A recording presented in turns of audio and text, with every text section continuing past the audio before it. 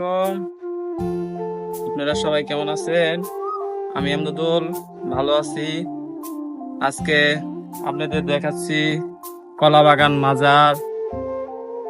বহু বছরের পুরানো এই মাজারটা দেখুন কি সুন্দর। এই মাজারের দেখুন আশেপাশের কি সুন্দর ভিউ। মাজারের নাম বাদশা বাবা। তার দরবারে আসছি আজকে ঘুরতে। আপনারাও আসবেন, ঘুরে যাবেন। দেখুন কি সুন্দর, আবার কলা গাছ বানাইছে। দেখুন মাজারের কি সুন্দর, বুঝছেন? আপনাদের দেখাচ্ছি কি সুন্দর মাজারটা।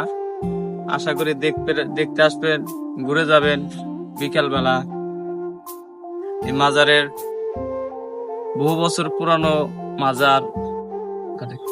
আপনারা দেখুন এই যে মাজারের এই যে বটগাছটা আছে, এখানে বাউল যারা গান বাজনা করে তারা এই জায়গায় সবাই বসে থাকে, বুঝছেন?